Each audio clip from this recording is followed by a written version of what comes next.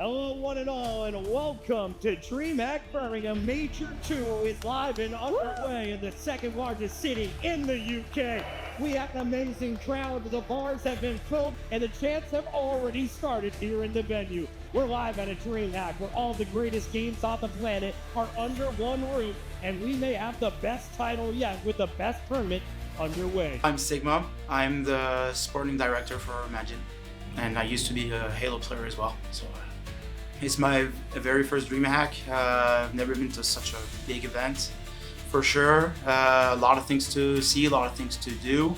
Even more so that we had two teams play, so we managed to kind of see what happened everywhere. Amazing experience. On station 3, can I get Majin and Respawn Crew? Majin, Respawn Crew, station 3. I'm the coach of Majin, Halo coach. I've been coaching for 4 years now. This is my first game as a coach. Before that I was playing Halo 5. And yeah, now I'm a professional coach, so that's it. My name is Sika, my gamer tag at least. I've been playing Halo for years now. I used to be known because of the top 3 I made in North America, back then with Quadrants, and ever since we've been the best team in Europe for quite a while. I was actually retired a few months ago and didn't finish the season with Wars and the last major, but I had the opportunity to come back and play the DreamHack. So this DreamHack has been super fun so far. I always enjoy these events because there's so many games to see around, so many people. It's been super hyped. Je m'appelle Bastien Cote, full gamer tag Bastos. Voilà. My name is Liam, also known as Mighty, Z-Mighties, and I play for Majin.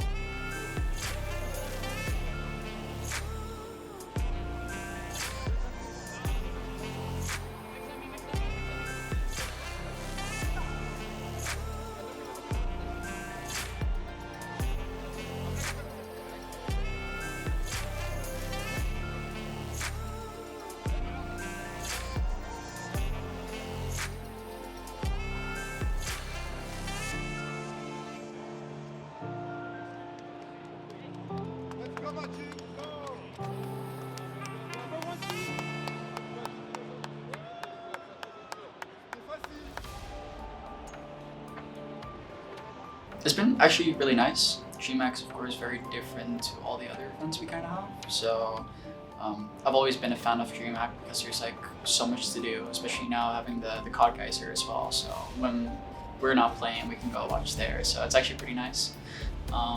Yeah, nothing negative to say honestly. I'm Biggie, so I'm the coach for Team Majin Club. Overall, it was like pretty good.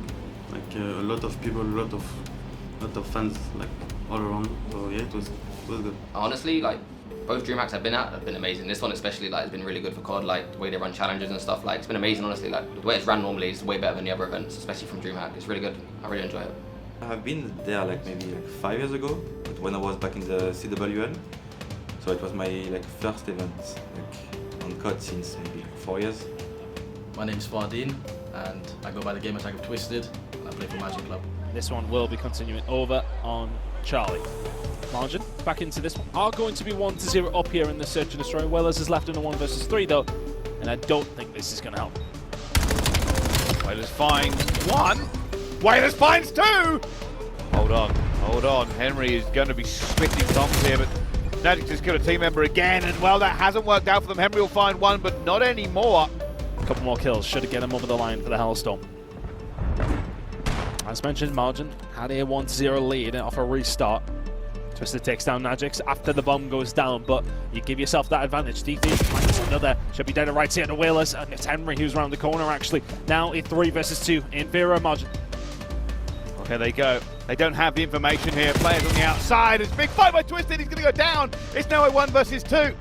This bomb will have to be defused. Henry is waiting, and he has waited long enough. 11 and 5 locks it down. Margin will continue through this winner's bracket. And hey, don't even worry about getting out your chairs. They seem relaxed. They seem calm. They stroll to the shops for them. Never in doubt. MVP of that S&D has got to be Henry. Whalers actually got a 1 versus 3, so maybe it should be him, but Henry was pretty much great every other round. And then that's the kind of rounds that if you decimate, you've got to look at and say to yourself, how are we getting 1v3 in that scenario? Surely you should be able to pick it up. My nickname is Bobstar. I create content around this. It's my first time to see the gameplay. It was really amazing. I love the passion of the people, followers and spectators. And I was surprised for the community. It's different of COD, of Valorant. I love it, this feeling. And that's why I involve more and more to the Majin.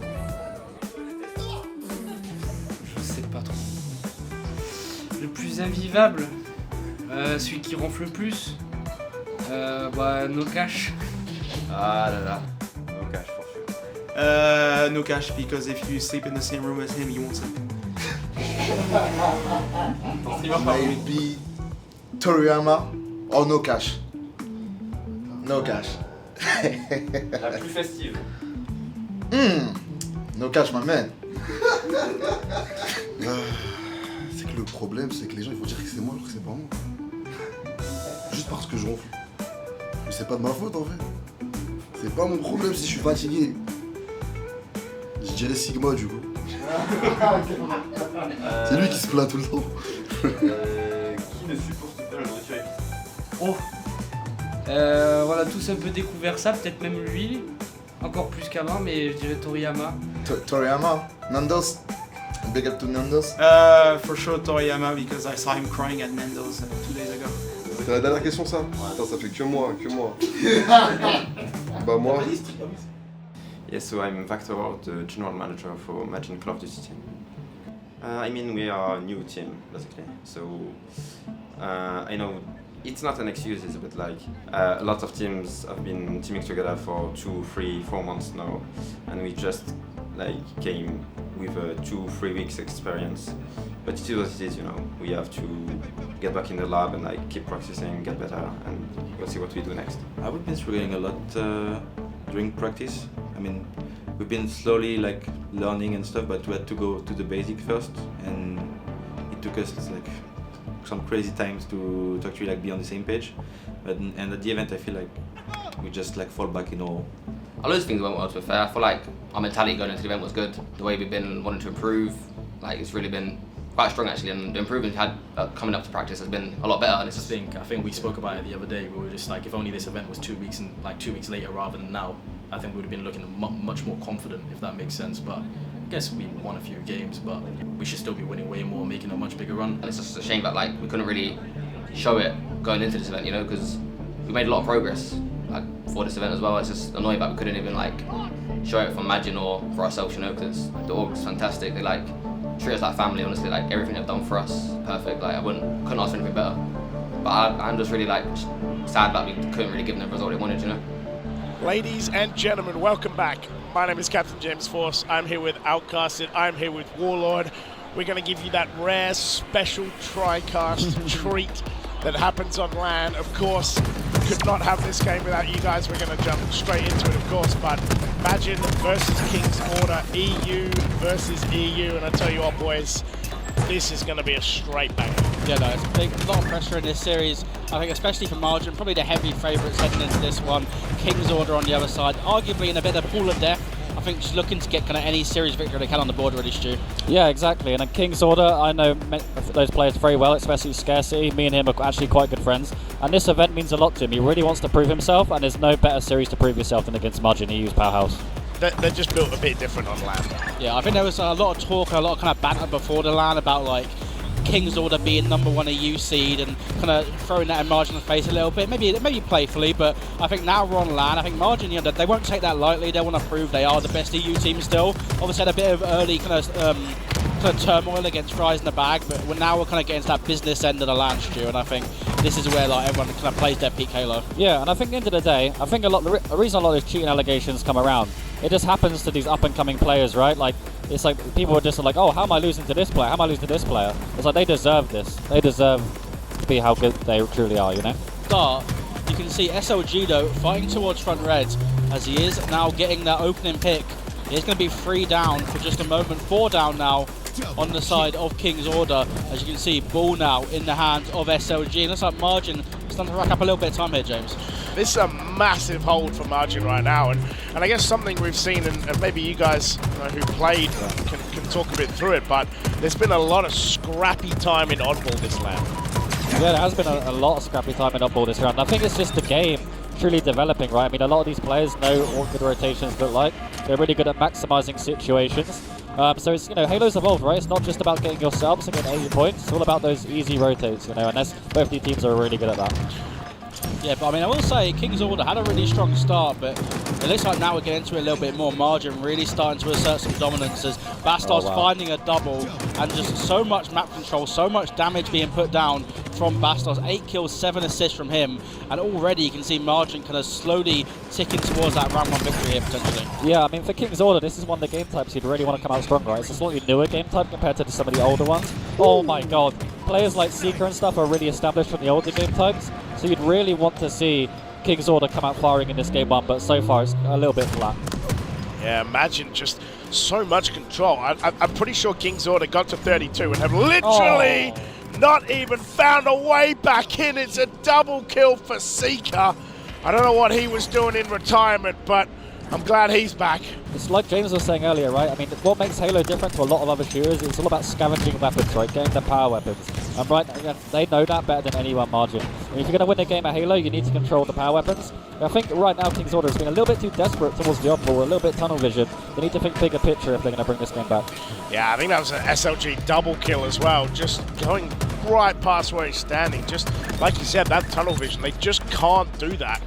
SLG, and again, now they got King's Order in the kind of 2-piece. They're finding 2 alive, they're getting 2 dead all at the same time, and just making life really difficult. I did think SLG was about to grab the QT, makes a little bit of a mess of the kill, but King's Order again, 2 dead. Yeah, pressure here really starting to mount for King's Order. They're already down 1 in this round, and a triple kill from SLG. Nice headshot before he had to reload there. There's only 40 points needed already in this game for Margin. Take a 1-0 lead in this series as the pressure still continues to mount. About 1 or 2 more pushes needed on the side of King's Order to try and break this setup. You can see in the stats, I mean, Seeker 16 and 9, Bastos 17 and 11. Just absolute domination in the slays for Margin and Stu. They are just dominating this King's Order roster. Yeah, I mean, they're rolling it back to the prime quadrant years right now. I mean, this is dominant. This is flashback stuff. I mean, they're playing like this. This is a completely different team that we saw from maybe the start of yesterday. They're really starting to find their foot. I mean, this is the kind of series you need, right? Build a bit of momentum and kind of remind themselves who they are, you know, I mean, what they've accomplished. And do some really good rotates, which is not easy when you've got a scary Bastos chasing down the oppo. It's not what you want to see as he gets a huge kill, and this is going to be a double, and that's a huge double from Bastos, and yeah, this is just one-way traffic.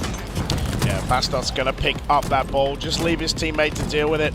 He's starting to bash the ground. I think they already know, imagine, that this is signed, sealed, and delivered. He's going to hide away. 21 kills for Bastos, going to grab some ball time to finish, and that is going to close it. But imagine, there's some fist bumps, there's some chill, but they look pretty calm and composed, guys. Yeah, 1-0 lead already in the series for Margin, and unfortunately, kind of what I think a lot of us would have expected, but I mean, from a King's Order point of view, right, Stu, not what we kind of hoped for, you know, being the kind of #1 EUC coming into this tournament, a lot of strong performances online, but at least in the game 1 of this series, kind of looking how we kind of were worried it might look on LAN. A lot of assists right there as well. happen. I think it's just because everyone kind of knows that if you get a trip cap on this map, that's a huge biff by Seeker, and that is so dominant. But back to what I was saying, if you get a trip cap on this map, you can do real damage, because if you're the enemy team and you trap them in long haul, it becomes very difficult to move out of that long haul. There's camouflage here off to spawn. You can see one of the players on margin was able to get the car. I think that was Mighty with camo in his hands, and once again Seeker, the experience showing, locking down this top A position, making it so difficult for these Kings of players to make the push. Does find a kill on that player Turbine, looking to find a double here. A nice bit of jiggle peeking, does put down the damage, does get taken down though. Yeah, Finner's 7 assists doesn't help if you're all dead though, and now the actual trip cap comes in. We had a few fake trip caps, but yeah, now this is where King's Order are really gonna get hurt, really feel the squeeze, and you can see, Steve, that, you know, I don't think King's Order again have scored a point after that 26. Yeah, the push coming in towards C, but the experience showing the back C position so difficult to clear those players out of back C. 2 down again for King's Order. You can see that score at the bottom just ticking up and up so quickly, as King's Order might not have been in a hold like this before, even in their competitive careers. As are they going to have the experience to know how to break out of it? It's not looking like it at the moment, as Mighty is just basically uncontested, just kind of chilling back C. You can see the push coming in towards the gold side. Seeker on your screen staying alive, but Stuart, just seems like King's Order have no answer for this. Yeah, this could be the beginning of the end right now. This is the trip cap of death. It is the hardest hold to break, and it's even harder when you're playing against Margin. Yeah, especially when you're all spawning long haul, they know exactly where you are, and that's where the experience is. You can see the guys, like, they're placed so they exactly spawn King's Order in long haul every single time, and even though they break out, there's only 26 points for Majin to wrap this up. Yeah, the pressure continuing to mount now on King's Order. They've got to find a way back into this game, back into this series, and it's going to start with things like that. Strongholds, one of those game types, there's always the potential to come back, but our King's Order going to have the composure to come back in a game like this, against a team like this, as it is, again, 2 down on either side here. Bastos locking down this Turbine. It is going to be King's Order currently scoring. They are racking up a little bit of points, but you can see again Stu Margin making that push towards A. Yeah, I mean, King's Order need to play perfect Halo right now, and so it's not looking good. That's not what you want to hear. But Margin again with the 2 cap, and that could be what she wrote pretty soon. Majin have just been so oppressive, and it's not even like they have that many more kills, maybe a couple of team wipes, but a second remote death for the side of Majin, it just making it look so easy. Yeah, 10 more points needed here for Margin to close out this game, close out this series. King's Order need to find a way back into this one. It's going to be Seeker flanking towards A, does get that kill onto the player top A. 5 points needed now, and James, surely this is a game. Yeah, this will be it. King's Order, the #1 EU seed coming in, but Majin stamping it back, saying we are the undisputed EU champs, and it looked so easy on LAN. So easy. Yeah, I mean, that's the confidence booster you need, right? I mean, yes, they're off to a bit of a shaky start. Like you said, maybe online hasn't been going the way they want them. But getting down to a LAN, you're in the business end of the tourney now, in the pool play. No more open bracket. And just getting a nice dominant trio like that, that's going to be good momentum for their future series. Yeah, I think the thing that worries me, though, from a King's Order point of view, is you come into this LAN with such high hopes, and you finally kind of get that big series on LAN, on the main stage, against a team like Margin, and kind of fall a little bit flat, I think, James. Yeah.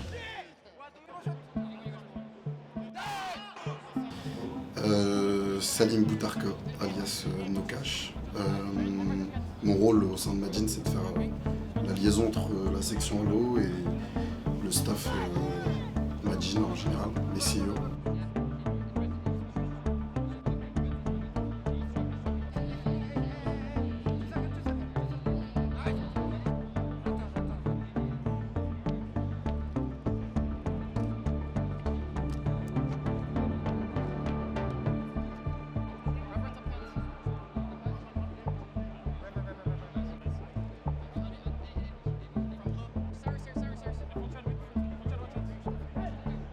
Well, I think what went well, I would say overall that it started very low, losing against Moses' team, which was like AU's second best team in the best of 3. It was kind of a hammer struck on our head because obviously we knew we were playing on Xbox, the best of 3, not necessarily our best game types as well, but despite all this, we managed to climb back all the way, make it to pool.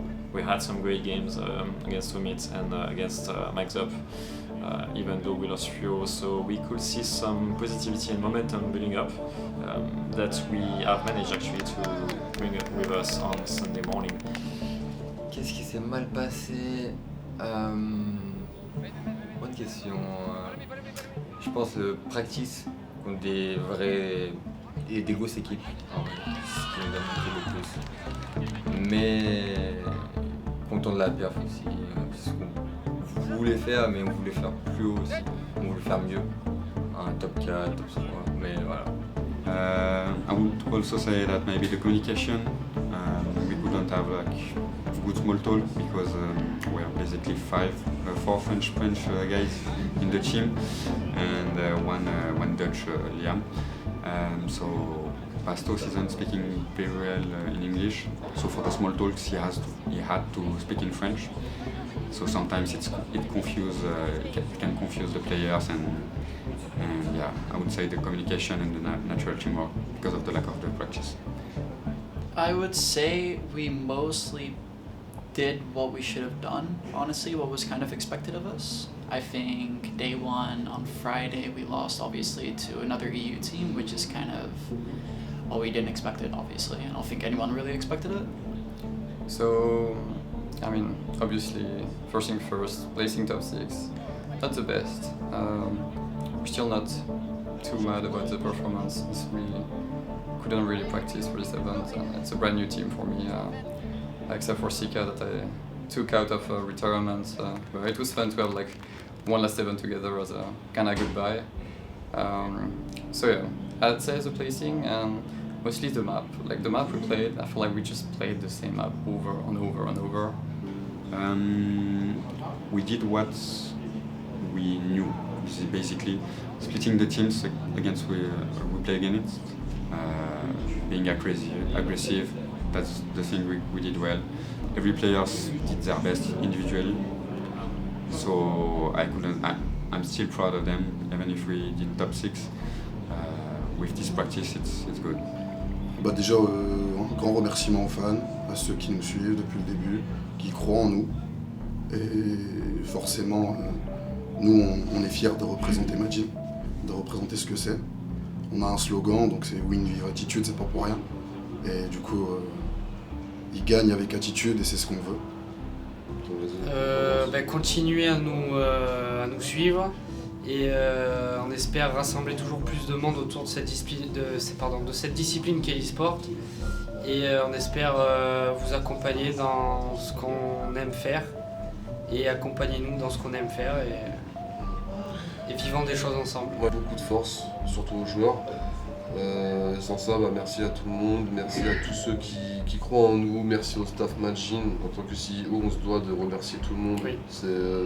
Sans toutes ces personnes remplies de compétences, on ne serait pas là. Exactement.